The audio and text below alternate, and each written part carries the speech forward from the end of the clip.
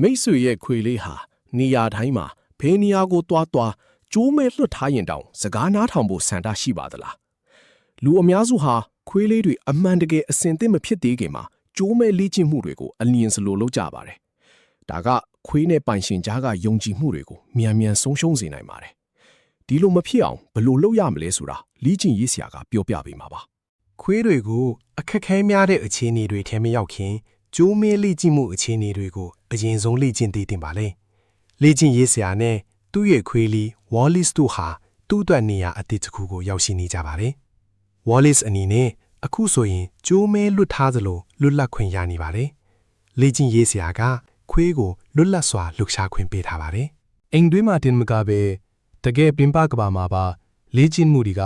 ဘလောက်အထိအကျိုးရှိလဲဆိုတာကိုဒီနေ့လမ်းကနေသိရှိနိုင်ပါတယ်ဒီနေ့မှာ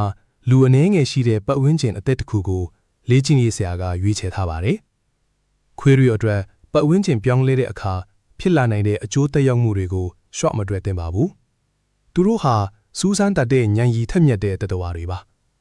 ဒါကြောင့်သူတို့ကိုစူးစမ်းခွင့်ပေးဖို့ကအရေးကြီးပါတယ်လေ့ကျင့်ရေးဆရာက30ပေရှိတဲ့ဂျိုးကိုအသုံးပြုရခြင်းဟာခွေးကိုလွတ်လပ်စွာစူးစမ်းခွင့်ပြုတာကြောင့်ဖြစ်ပါတယ်ဒါဟာ4ပေဒါမှမဟုတ်6ပေဂျိုးတိုးနဲ့ချီမောင်းထားတာမျိုးမဟုတ်ပါဘူး Wallace ဟာအခုဆိုရင်ကျိုးမပါပဲလွတ်လပ်နေတယ်လို့ခန်းစားရပါတယ်ဒါကပတ်ဝန်းကျင်အသစ်ကအနှောက်အယှက်တွေကိုသူဘလို့ကင်တွယ်ဖြေရှင်းမလဲဆိုတာစမ်းတက်ဖို့အရေးကြီးတဲ့အချိန်ပါလေ့ကျင့်ရေးဆရာကသူ့ကိုလွတ်လပ်ခွင့်အများကြီးပေးထားပါတယ်သူလှုပ်ချင်တာတွေအများကြီးလုပ်နိုင်ပါတယ်ဒါကြောင့်33ပေရှိတဲ့ကျိုးကိုဆက်လက်အသုံးပြုနေရတာပါခွေးကိုဖမ်းဖို့လိုအပ်လာရင်ဒီကျိုးရှည်ကပိုလွယ်ကူစေပါတယ်တကယ်လို့တမင်ချေးပုံကိုတွေ့တဲ့အခါခွေးကစစ်ဆေးကြည့်ရှုတာကိုလေ့ကျင့်ရေးဆရာကမတားမြစ်ပါဘူးဒါပေမဲ့ကင်တာဒါမှမဟုတ်စားတာမျိုးမလုပ်စီချင်ပါဘူးဒီလိုဖြစ်ရမျိုးတွေ့ရင်ခွေးကိုဘေးကနေခေါ်ပြီးအာယုံစိုက်ခိုင်းပြီးမှပြန်လွှတ်ပေးလိမ့်ရှိပါတယ်ဒီလေ့ကျင့်မှုဟာခွေးရဲ့အကြီးချင်းကိုစမ်းသပ်တာထက်လေ့ကျင့်ပေးသူရဲ့လေ့ကျင့်မှုတွေကိုစမ်းသပ်တာဖြစ်ကြောင်းသတိရသင့်ပါတယ်ခွေးတစ်ကောင်ချင်းစီဟာမတူညီကြတာကြောင့်ဒီလိုကျွမ်းကျင်မှုတွေကိုသင်ကြားရမှာအချို့ခွေးတွေကတခြားခွေးတွေထက်ပိုမိုလှုပ်ဆောင်မှုလိုအပ်နိုင်ပါတယ်။ Wallace ဟာအခုအသက်6လအရွယ်ရှိသေးပြီးလေ့ကျင့်ရေးဆရာကဒီအရွယ်ခွေးတွေကိုဖိအစုံလိမ့်မယ်လို့ယုံကြည်မထားပါဘူး။ခွေးတွေဟာအမယ်လိုက်တဲ့လမ်းကြောင်းပေါ်ရောက်နေတာဒါမှမဟုတ်တခုခုကိုအလွန်အမြင်စိတ်ဝင်စားနေတာမျိုးဖြစ်နိုင်ပါတယ်။ခွေးဟာတခုခုကိုပြင်းထန်တုံ့ပြန်တဲ့အခါမျိုးအာယုံများနေတဲ့အခါမျိုးဒါမှမဟုတ်နှုတ်ကိုလိုက်ပြီးဟိုစူးစမ်းတဲ့အခါမျိုးမှာသူ့ရဲ့အားနည်းချက်တွေကိုလေ့ကျင့်ရေးဆရာကသတိထားမိခဲ့ပါတယ်။ဒီလိုအနှောင့်အယှက်မျိုးတွေကိုမှတ်သားထားပြီးအနာဂတ်မှာအောင်မြင်အောင်လေ့ကျင့်မှုပြုဟာကိုချက်ချင်းပြုပြင်သင့်ပါတယ်။လေ့ကျင့်ရေးဆရာကထိုနေရာမှာရပ်နေခဲ့ပြီးခွေးကိုကြော်ဖြတ်ဖို့မကြိုးစားပါဘူး။ဒါဟာ Wallace ကိုတခြားခွေးတွေကိုကြီးကွယ်ပေးခြင်းဖြင့်သူ့ရဲ့စူးစမ်းလိုစိတ်ကိုဖြည့်ဆည်းပေးတာဖြစ်ပါတယ်။ဒီလိုလုပ်ခြင်းက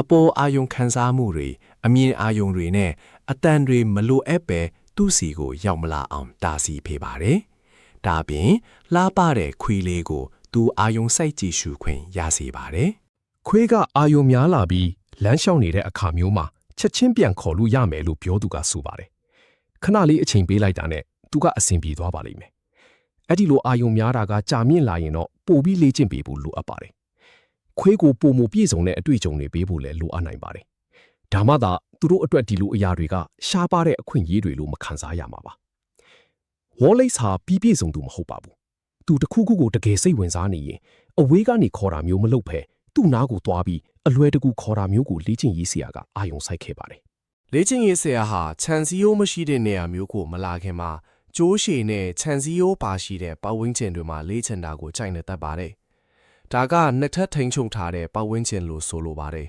။ခွေးအတွက်လုံးမအသစ်ဖြစ်တဲ့ဘေးကင်းလုံခြုံတဲ့နေရာတွေကိုရှာဖွေရမှာပါ။ Wallace ကလေ့ကျင့်ရေးဆရာရဲ့တောင်းဆိုချက်တွေကို98%ကျော်တုံ့ပြန်တဲ့အခါမှာဒီလိုလေ့ကျင့်မှုမျိုးတွေကိုစတင်လှုပ်ဆောင်ပါတယ်။98%ဆိုလာကိုလေ့ကျင့်ရေးဆရာကအတိအရဆိုလိုပါတယ်။လေ့ကျင့်ရေးဆရာကလှမ်းကြည့်လိုက်တော့ကျိုးမဲလွှတ်ထားတဲ့ခွေးတစ်ကောင်ကိုတွေ့လိုက်ရပါတယ်။ Wallace ကဘလို့အာယုံစိုက်လာလဲဆိုတာကိုလေ့ကျင့်ရေးဆရာကသတိထားမိပါတယ်။ဒီလိုအခြေအနေမျိုးမှာ Wallace ကကြိုတင်အရေးအမြွတ်ပြနေတာကြောင့်ကျိုးကိုပြန်ကောက်ကင်ထားပါတယ်။ ပြည်သူလူထုအပေါ်ယဉ်ကျေးမှုအနေနဲ့လည်းခွေးကိုထိန်းချုပ်ထားတယ်ဆိုတဲ့အချက်ပြမှုတစ်ခုပါ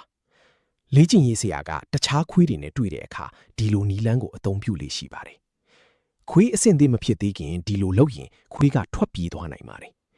ဒီလိုအခြေအနေတွေကခွေးတွေအတွက်ပျော်စရာကောင်းပေမဲ့ပိုင်ရှင်အတွက်တော့စိတ်ဖိစီးမှုဖြစ်စေနိုင်ပါတယ်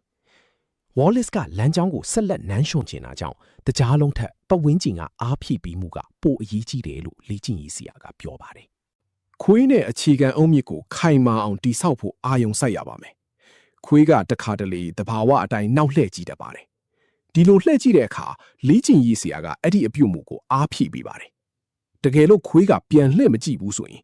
Wallace ဒီကိုလာလို့ခေါ်ပြီးလာလိမ့်မယ်လို့မျှော်လင့်ပါတယ်။ခွေးကောင်းတဲ့အရာတစ်ခုခုလုပ်တဲ့အခါအတိမှတ်ပြုမှုတွေပိုပေးလေပိုကောင်းလေပါပဲ